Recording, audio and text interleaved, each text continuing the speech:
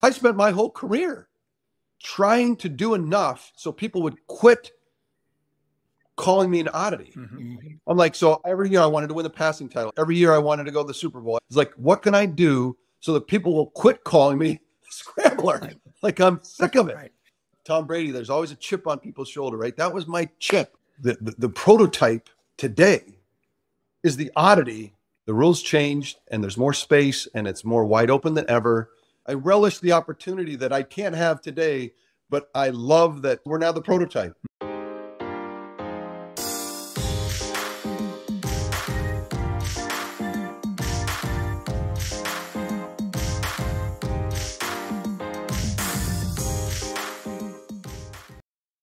Greetings and welcome to another riveting episode of HOF's The Podcast. I'm C. Lamont Smith, your host, and I'm joined today, as usual, by my co-host, Mr. Jared Bell of USA Today. Jared is also a member of the Pro Football Hall of Fame Selection Committee. Our guest today personifies the word perseverance. He is a two-time NFL Most Valuable Player.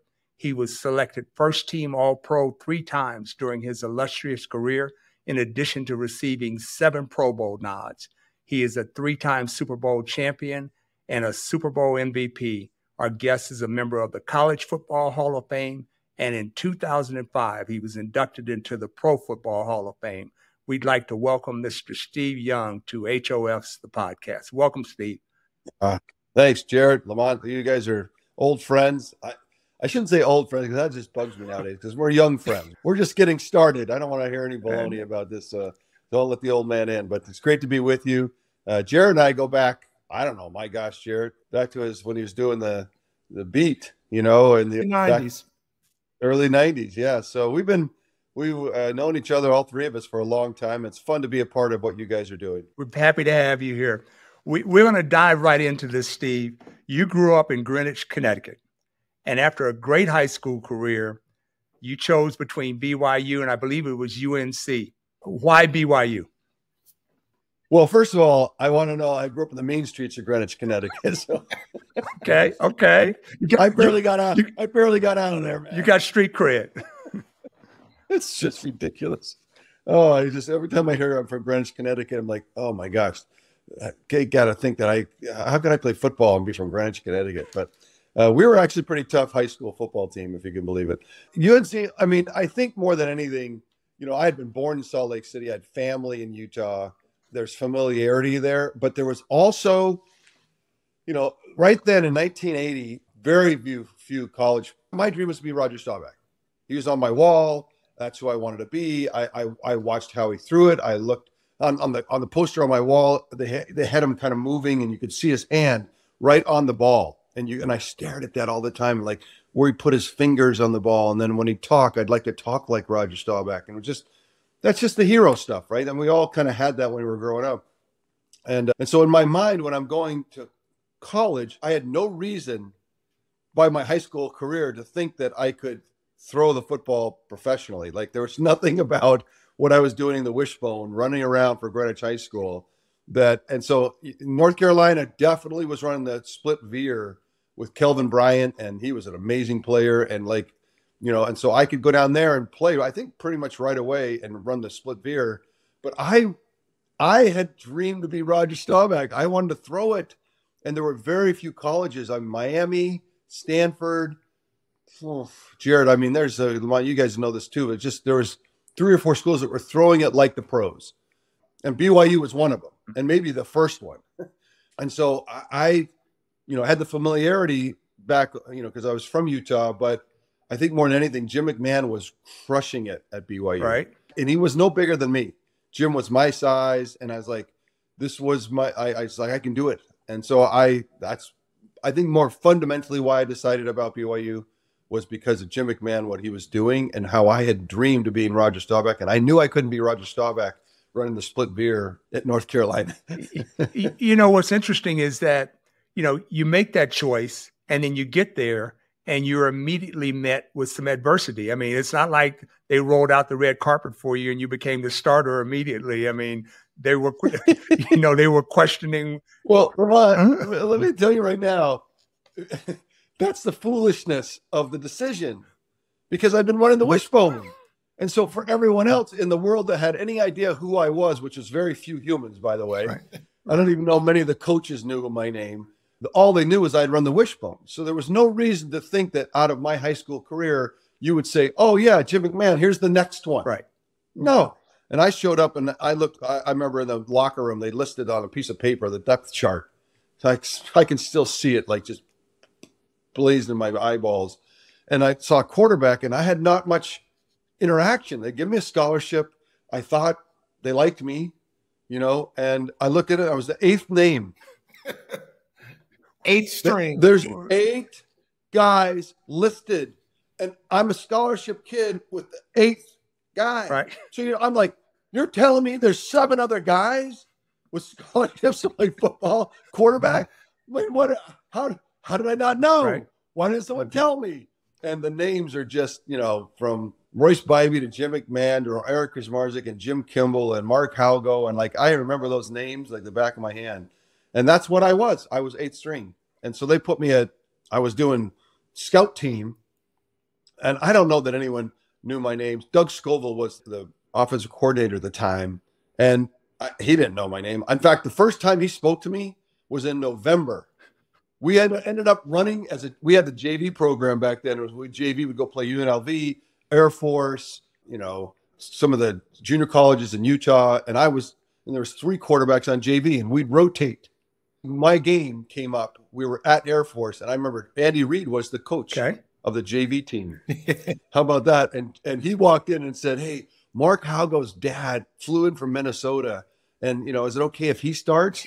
And I told him, I looked at Andy and like, freaking no, man. No. I remember saying to Andy Reid, hey, Mr. Halgo's going to love me. He's going to love me. Right. Now, was Mike Holmgren at BYU at that time as well? Nope. He wasn't? No. So it was Doug Scoville. And the first time he spoke to me was in November after the season had just ended before the bowl game. I'd seen him in the hallway and he goes, Young, hey, by the way, I don't coach lefties.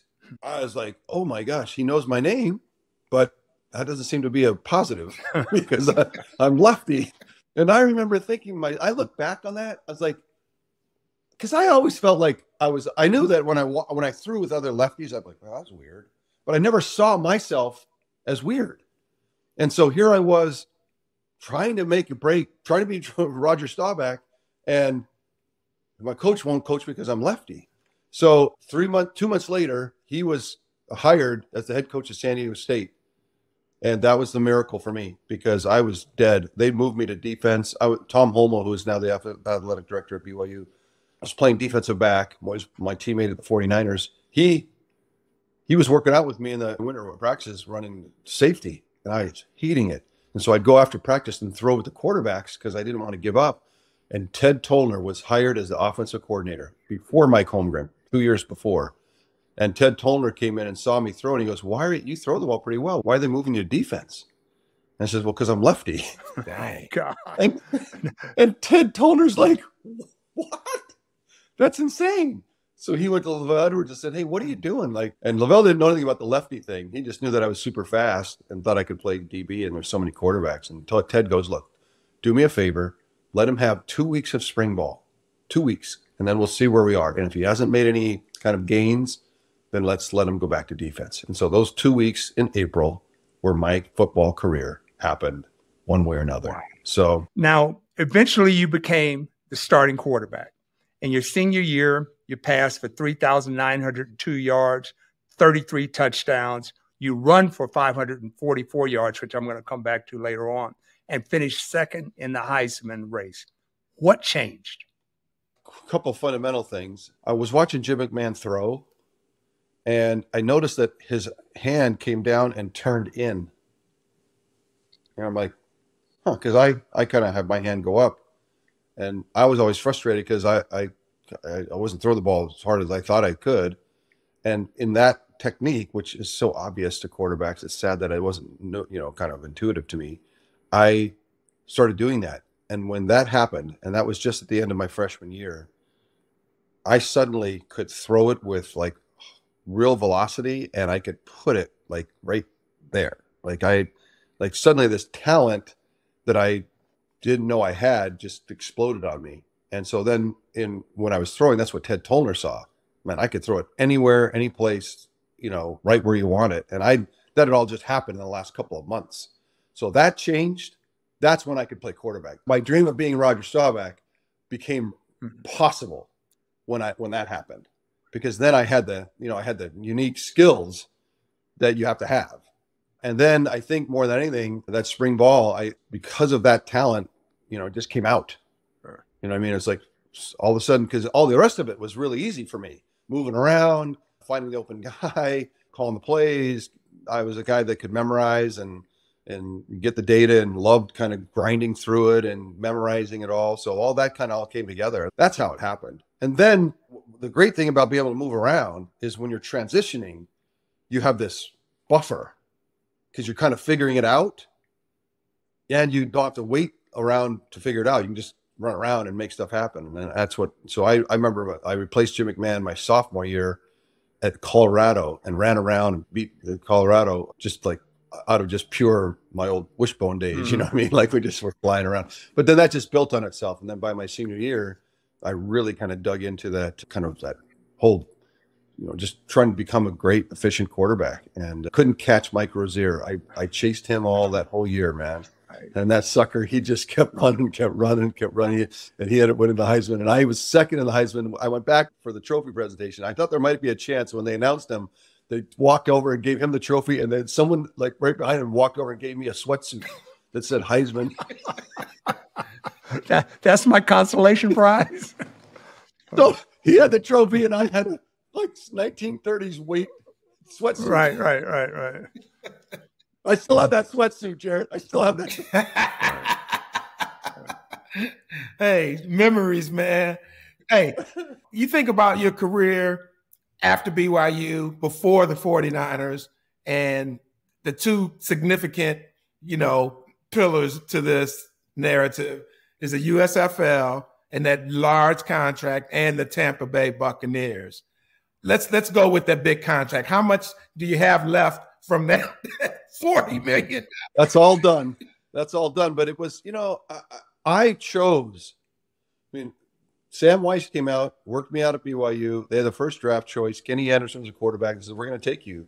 Then Don Klosterman, who had run the Rams for years, who is now over at the LA Express. And at that moment in the USFL, everyone is kind of jumping on board. A year and a half later, everyone's jumping off board. Right? But everyone was jumping on. Herschel Walker had signed, and Don Klosterman came and said, look, we are going to build the best football team that you've ever seen. And they signed my old buddy Gordon Hudson, All-American tight end at BYU. Gary Zimmerman was already on board, who ended up being a Pro Football Hall of Fame from Oregon. And says we practiced at Manhattan Beach Elementary School. We played at the Coliseum. We're going to build something. And so I went down and met with Sid Gilman, and Sid was the offensive coordinator. I mean, Sid Gilman and John Hadel was the coach, and they wanted to teach me how to play pro ball. And so I was just drawn to that. Now the contract, I give Lee Steinberg, I blame him and I give him credit. Like, whatever you want to do, there's something in there for both of us. But he figured out this annuity thing but then they announced us the $40 million man, and that's when things just went crazy. One of my favorite moments was I were playing in Washington. What was the General? No, that was New Jersey. Washington, I can't remember what their team was. Oh, man. Anyway, the RFK Stadium's half full. My parents drive down from Greenwich to watch me as a pro for the first time, and I throw a ball slips out of my hand. It gets intercepted or some fumble. They run it back for 6, and then in the corner of the stadium starts a chant, 40 million down the drain, 40 million down the drain. And my mom, who's the first time she's ever been to a pro game, and she's like, this is rough, and the people around her, 40 million down the drain. And my dad tells a story that she finally stands up and says, it's just an annuity. It's just it's not worth 40 million now. It's just an annuity. That was a big moment. But I went to the USFL off of that. I mean, I went down to LA and visited with Don Klosterman and Sid Gilman. They took me over to Joe Namath's house, and we played pool with Joe Namath, and he talked about him going to the AFL at the time, and like they did a number on me, which I really appreciate. I loved it. I played good football in LA. I learned a ton. Sid Gilman taught me fundamentally how I could still be a scrambler and play great quarterback. And he really convinced me that that's very few people had done that, but I could do it. And so I don't look back on the football we played. When I went to Tampa, Jared, that football was not as good as the football we played in LA. That's just a fact. So USFL had a chance to be, USFL should be in the spring right now, 30 years later. Mm-hmm. It's unfortunate that it, got mismanaged. Wow. So you mentioned Tampa. How did you survive that, just in terms of everything from your skill to not wanting it to erode, plus the pressure, the losing, just the whole ball of wax with the Bucs? It was rough. I mean, anyone that was there, we had some phenomenal athletes there. Jimmy Giles and James Wilder, one of the toughest humans I ever met. I mean, they had some guys that were just grinding it out. But unfortunately, the culture and the leadership was just like, classic, like kind of losing mentality, in the sense that there's no accountability. Everyone's in a corner throwing fingers at each other, blaming it. Like there was just it's a terrible culture that was going on at the time, but there were some great humans. I mean, I look back on that and like, dang, those poor guys, because I got out. Yeah. And a lot of those guys spent their whole careers there, and it was unfortunate. And Mr. Culverhouse became a friend, and I begged him to try to find, kind of a better way to do it. But I was there one full season, and it was rough. We ended up being 2-14, got the first draft choice, and they fired Lehman Bennett and hired Ray Perkins. Ray Perkins came down from the Giants, and I remember the first meeting, he listed all everyone's weight that you needed to show up at training camp at, and I was at 190. And I was like, bro, there is no way. Like, I didn't play. I played high school at 190, maybe. Like, I'm 215, 220, and I can still run, so don't bother me. Right. So I went up afterwards, I was like, hey, Coach Perkins, I got this. I know you said 190, but I mean, and he just blew me up, man. Mother, you think I hate scramblers, I hate lefties. I'm like, what? Here we go again. Like, can I not get out of this like this? And I tell you, the scrambling thing, the scrambler, it was such a knock. Mm-hmm. If you wanted to say something bad about a quarterback, you'd call him a scrambler. Right. You know what I mean? That was like the worst thing you could say about somebody. And never mind Roger Staubach. Right. Well, exactly. Or Fran Tarkenton. Cunningham. Right. It was a thing that you didn't want to carry around. Exactly. Mm-hmm. And I remember Randall and Cunningham and I talking about it. Like, what do we need to do so that we can get some respect? Well, how do we do this? Randall always said, I'm going to get it because I'm just going to win every game, and then they're going to give it to me no matter what. And I was like, that's a good plan, but I was an oddity, mm-hmm. and an absolute oddity. And people like Ray Perkins were not for the oddity. Yeah. And so by a miracle relationship I had with Hugh Culverhouse, they traded me to the St. Louis Cardinals. I got a call from Ray Perkins to say, you've been traded to the Cardinals. I immediately called Mr. Culverhouse and said, Mr. Culverhouse, you told me I was your quarterback for life. And, I don't mind if you trade me, but you can't just trade me there. Right. He went back, nixed the deal. Wow. Called me back and said, look, I give you a week. Why don't you get out there and find out? Coach Perkins really loves Vinny Testaverde, and, that's the way that's going to go. So, but I want to give you a chance to see what fits for you. He gave me a week. And then next thing I know, Bill Walsh had called me, told me that Joe Montana's back was another surgery and he's not going to make it. Freaking lie. Right. But he convinced me. I felt Sid Gilman, Don Klosserman, John Hadel, Bill Walsh, Mike Holmgren, that was all in an I formation for me. Lehman Bennett, Ray Perkins, this was a wonderful opportunity. So it ended up happening that way, but it was immediately a mess in San Francisco in a beautiful way, right? Because Joe came out the first practice sprinting out there, and I'm like, he doesn't look hurt at all. So then that goes, we get into a 5-6 year, odyssey in that one, but it was a wonderful odyssey in the end.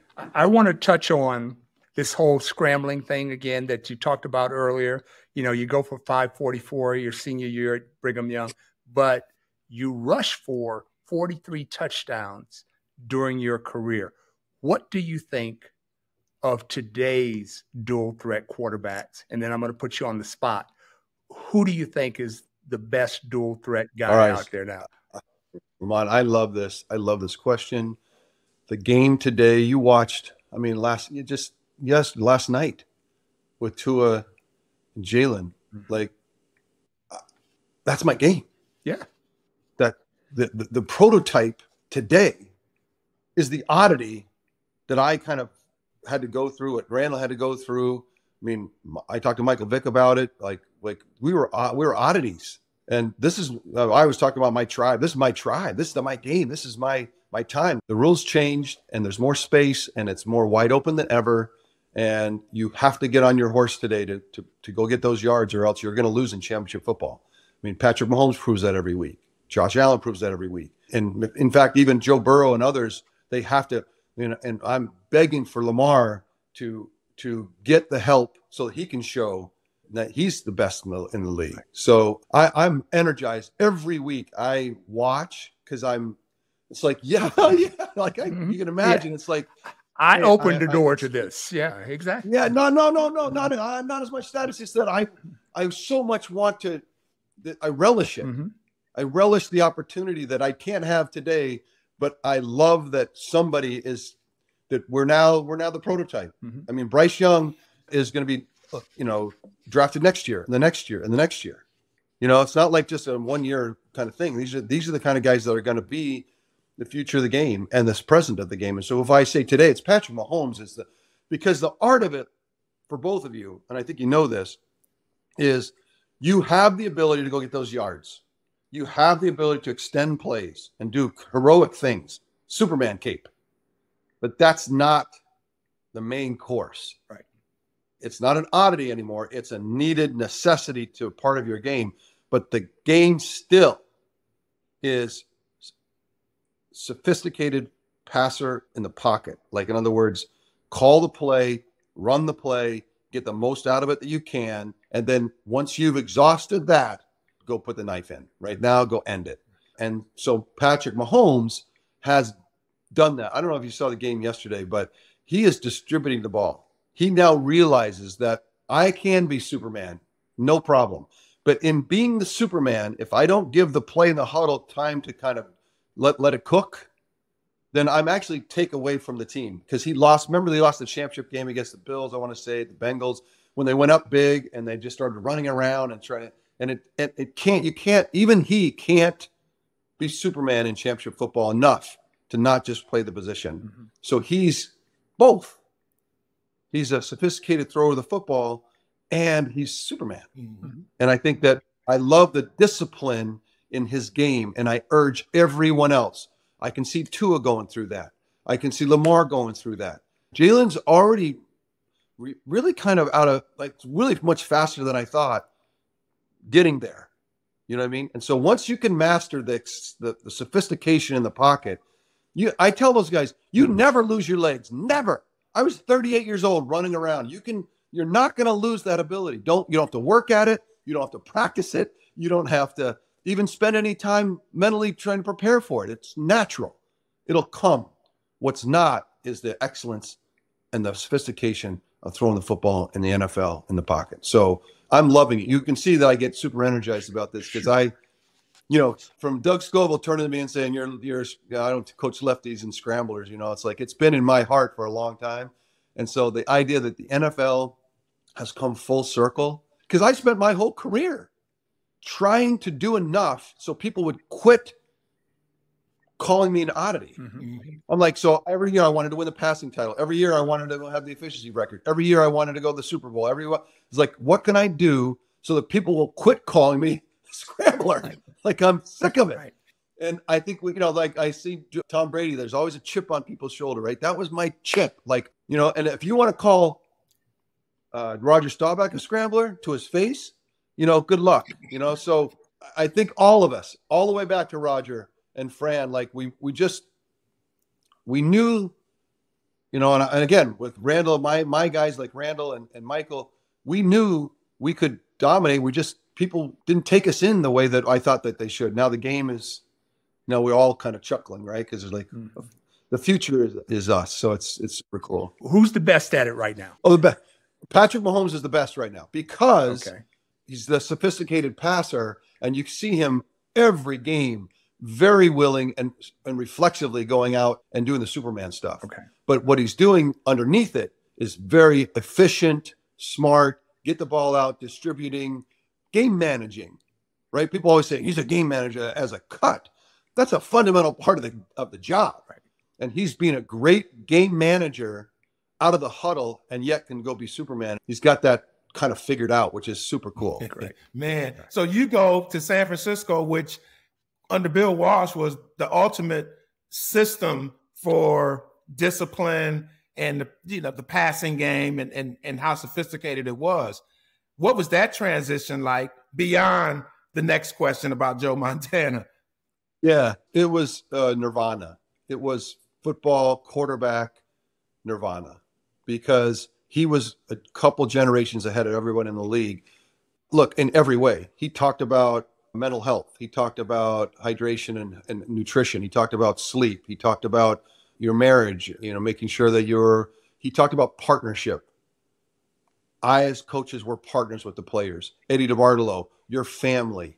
These are things that just in the pro game, they were completely separate. And then the coaches had a big stick and they just beat the crap out of the players. Everything about it was inclusive and trying to let's bring it together. Let's share common experiences. Remember, he used to make the speeches. I want you to have shared common experiences because I want you to have an element of love for each other. I want you to get in the huddle and look across somebody that you knew, and not because you know their name on the back of their jersey. Like, you know them. Right. So he was talking about that. That's that part. How about the West Coast offense that was so sophisticated yet simple? Defenses they couldn't keep up with it. Like, how many Jerry Rice slants do you catch and you're like, can you not cover the slant? It's because everything was happening so fast and with such timing that defenses couldn't respond. Mm-hmm. And so as a quarterback, all you had to do was stay in the timing of it, memorize everything and understand the reads and get through them, because somebody was going to come open. Mm-hmm. I loved that challenge. I remember the first couple of weeks of practice, they'd give us the playbooks on Wednesday morning.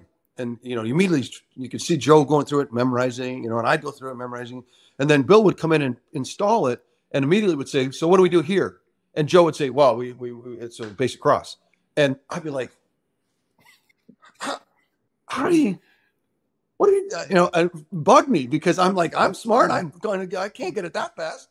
And so I go to Holmgren and I go, Coach, how does he do that? That he knows it like intuitively. He goes, because I faxed it to him on Tuesday night. Because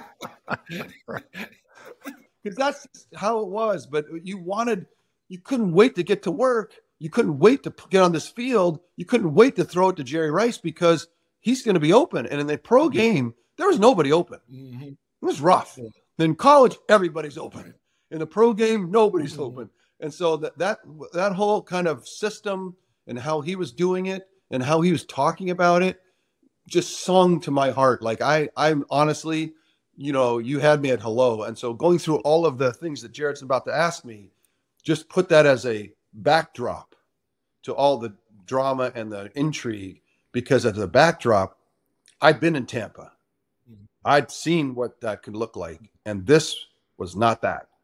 And I was dedicated to try to get on the field with these guys, with this system, because it was amazing. And I think Joe felt the same way. I mean, Joe absolutely is like, as good. Because the quest for everybody, USA Today, like, you want an opportunity to see how good you can get. You want to have a platform. And in the NFL at that time, that was a platform to see how good you could be. What is the far reaches of your ability? I'm going to find out right here. Mm-hmm. I remember being challenged one day about that. It's like, do you want to see how good you can? Because you might not be as good as you thought. It's a challenge. It's like, it's a risk. I'm like, no, right here, I'm in. And that's kind of, so again, Jared, go to your next question, but keep in mind what I just described as the backdrop for what was going on in my head. No doubt. Yeah, all the conditions for success were right there. And then you've got Joe Montana, the legend. How awkward was that scenario, which played out over several years, with him looking over his shoulder saying, oh, no, I'm keeping my job, and then you being the competitor you were and respectful and all of that? I mean, the relationship, in addition to the football part of it, how do you have to process all of that? So I would say that if Joe came in the room right now, it would be a little awkward. Not in a bad way, but it never really, we never had a crossword. We never argued. We never had it out, because the truth was there was nothing to have out. It was like, here it is. and it was really up to Bill to try to figure out what he wanted to do with this. He'd authored it, you know what I mean? And he had to figure it out. And I would say that, and I've said this to Joe as well, and I think, you know, looking back, as kind of awkward as it was throughout the time, you know, I think he pushed me. I mean, I don't know how you feel about me, but I could see what greatness looked like.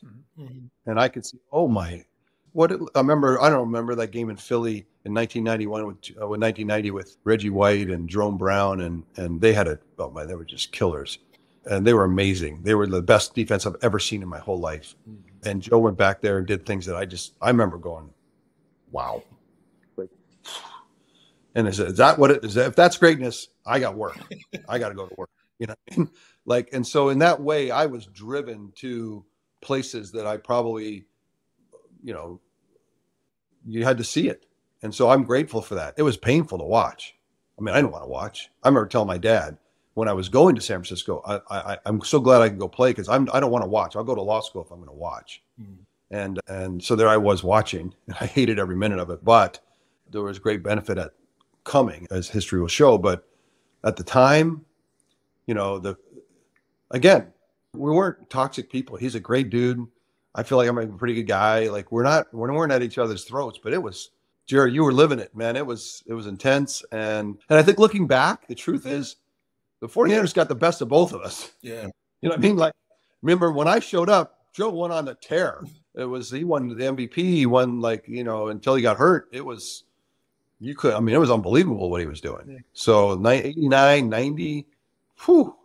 I mean, that's some serious football that was getting played. So, you know, anyway, I don't know what else to say, Lamont, other than it was crazy time, but super productive for the 49ers and super painful for both of us in some ways and super amazing for both of us in other ways. You know, I mean, it was just I remember seeing Aaron Rodgers in 2008 and running into him, and, you know, and he was struggling and frustrated, and, you know, and I just had a long chat with him, like, dude, this is how this goes down. This is what, don't let the circus affect the fact that you're going to go play great football, you know? And so, you know, we chatted through some of the emotions of it. But other than he and I and Joe and Aaron and Brett, I don't think any four people have ever done anything like that, ever. The transition became complete after Joe gets hurt, and then you step in, and then you're ready for it, and more than ready, because you're MVP caliber right off the bat after all of those years of preparation. And then it becomes your team, and he leaves. What did that feel like in the context of everything that you went through in your career to finally get that moment where that part of it is settled and it's Steve Young's team and you win the Super Bowl, that monkey off the back? I mean, it was pretty cool to see that happen for you. I appreciate that. You know, I think we both feel I know I do feel like the years that I was watching, I was ready before that. You know what I mean? Like, I wish I could have gotten on the field faster. And I'm sure he feels like he wishes that he hadn't had to give it up as early. You know what I mean? Like, it's just, you know, it was just a weird oddity of circumstances that happened. But when I got my chance, Mike Holmgren left for Green Bay with Bill Walsh's toolkit. Now, remember, Bill Walsh, he was not a dude that was trying to hold on to everything and trying to, like, beat everyone up with it. He was giving it away to the people that were close to him to go be great. That's the most amazing thing about Bill Walsh. Jared, I know, as a voter in the Pro Football Hall of Fame, and Bill Walsh's abundant spirit is really what guides the NFL today. You look around at all the coaches through the Andy Reid tree, through the Doug Peterson tree, through the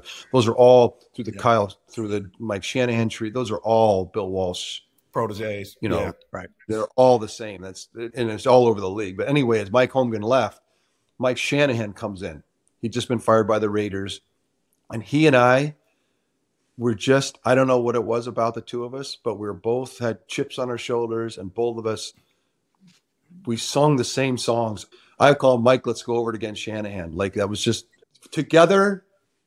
I saw Mike the other day at a 49er game, and we just hugged and talked about the good days. And we knew right away that we were going to do something super special. And I didn't know where it was going to go, but I've never been coached. I mean, I had Mike Holmgren, I had Lavelle Edwards, I had Bill Walsh, but Mike Shanahan he hit me in a way and challenged me in ways and pushed me in ways that like, dang. And so those years were amazing. And then when he left for Denver, I just tried to keep that going, and Mark Trestman and Steve Mariucci. And in 98, I almost won this MVP again with new coaching because we just, challenged me in new ways. So I appreciated that. But all of it happened off the, kind of the genius of Bill Walsh and the opportunities and just watching Joe and being forced to deal with the truth of his greatness.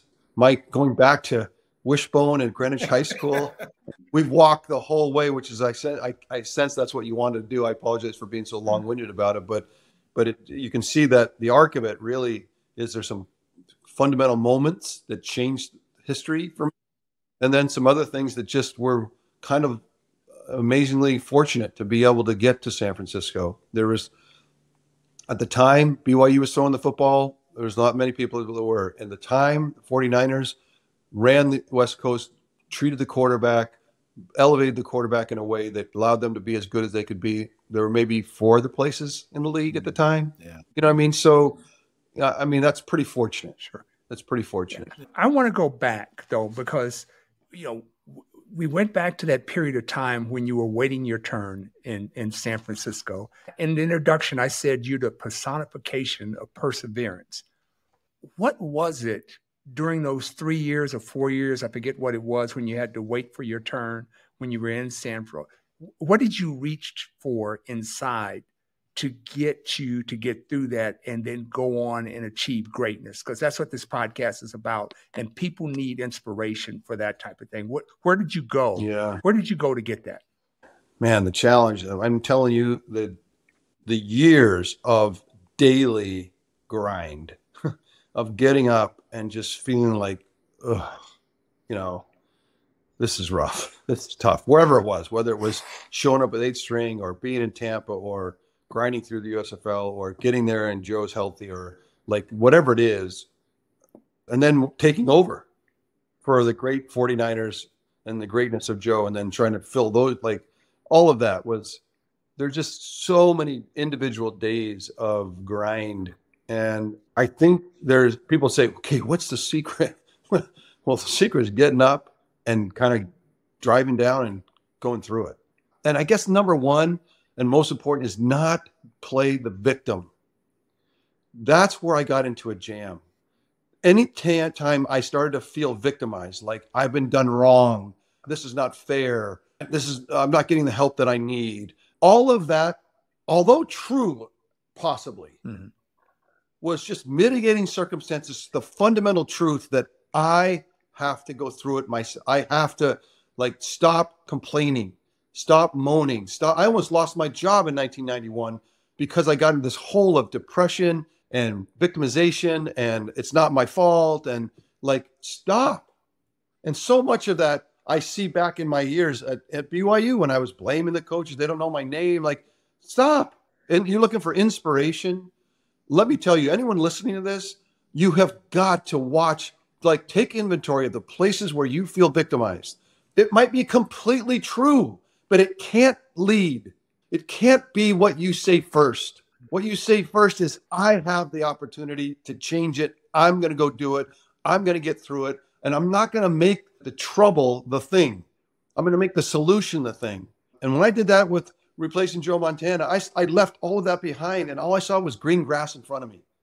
It was just a mindset that if I could share with anybody is the best thing in my life. And I find it even today with raising kids or at work or anywhere at home where you start to feel like, well, wait a second, that's not fair and that's not right. And that's not, and you're like, no, that's not, I can take that in as truth, but that's not how I'm going to lead. That's not going to lead my behavior. That's not going to lead the next thing that I do. Whatever's going wrong or whatever's happening, I'm going to go change it. Whatever relationship screw ups or I'm going to be the author of it. And I think that just watch language of victimization and mitigation and, oh, if only this or only that. And it's a path that I walked painfully and wasted a lot of time. And I'll try never to walk it again. That is so powerful, Steve. It really is. You've had enormous success after football with your company, a private equity firm, where you have obviously gone at it with the same sort of dedication that you went to with football. So from that standpoint, can you shed some light on what drives you in the business world, and also the advice that you got from Roger Staubach as you planned your transition from football to the business world, which he did? You talk about Staubach being a role model for you as a quarterback.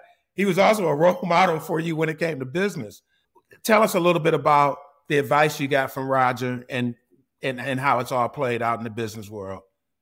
Roger, I met him for the first time, my hero, as he walked out for the coin flip as the honorary captain of the 1992 championship game. Mm-hmm. So think about all I've been through, college and all the things I've been through, and Roger Staubach was my hero and all that. And then first time I meet him is right there. And I remember being completely we built a relationship out of that first meeting, and one of real friendship, which is the coolest thing in the world, right? Your hero becomes your friend. As I was retiring, I sought his advice because he had transitioned miraculously. I mean, no one has transitioned into something, the next thing from the NFL better than Roger Staubach did. And so his advice was, I said, what do I do? And he says, run. And I go, what? He goes, just run away. And I go, well, I kind of enjoyed that. And he goes, no, you never leave. It'll never leave you. People will track you down with everything that you've done your whole life. You're not going to, but you emotionally need to run. You need to get up in the broken pieces at the end of your career and start running away and recognize that the next thing you do, you got to humble yourself and start over. And so that's what I did. And through odd circumstances here in the Bay Area, around Silicon Valley, and around the beginning of technology booms and the people I met, I started to just run. And I remember when I got married in 2000, my wife's like, where are you going? I'm like, I don't know. I'm just running. And I was going to like 40 different places. And it ended up that in doing that, I was able to transition much more effectively. And I'm very grateful to Roger Staubach. And my ultimate moment, Jared, and you know this moment well, the Ray Nitschke luncheon. I'm going to the Hall of Fame, 2005. We're in Canton, Nitschke luncheon, which is only Hall of Famers in the room. That's it. No one else is in the room. No one else is allowed in the room. And at that time, the people you brought up to where the Nitschke luncheon at the country club, where I don't remember where it was, there was this room that they had. And I walk in, it's full. And everywhere I turned was somebody that was like, is everybody. Just name every name. You're like, oh. And I was like, where do I sit? And I was a little awkward. I looking right here, and I look across the room, and a hand goes up, and I see Roger Staubach over here. Come sit next to me. And I still get chills at that moment when I was called over by Roger Staubach. Come sit next to him in the Nitschke luncheon. And that's it. Full circle. That was the moment. And I sat there with him, and that's it. That's my story as fast as I can tell it. It's amazing. It's a great one, and you've been very generous with your time, Steve. We want to thank you for joining us on HOF's The Podcast. It's an amazing journey that you've been on, and best of luck to you in the future. Well, you two are inspirational. Jared, you've been around. I built great relationships with the people in the media because I recognized that we had a relationship that was real and that you needed to foster. Like, a lot of people don't foster those relationships because they feel like they're adversarial in some weird way. And I was unafraid for someone to tell the truth about me if I sucked was like totally fair. But what I wanted to do was, we're in this together. And I really feel that way. And so it's fun for me to be on with you today and think back to what we went through together. And I thought it was super cool. And so that'll never change. It's a wonderful time and a wonderful relationships. And I cherish them very much. So it's meaningful for you to bring me on and chat about this. And Lamont, I appreciate both of you for taking the minute for what you're doing for the Hall of Fame, what you're doing for the podcast, because what you're going to do is you're going to bring out, which is talk to Hall of Famers or talk to Hall of Fame caliber people and tell their stories so that others can take from it. What are the pieces of it that I can take that can make my life better? I'm going to be tuning in. I'll be checking out who else you're bringing in. That'd be sweet. Great deal. Thanks a lot, Steve. Well, sports fans, that's a wrap for another amazing episode of HOF's The Podcast, where legends never retire and greatness is the standard. We'd like to thank Mr. Steve Young for sharing his amazing journey with us. And until the next time, keep reaching for the stars.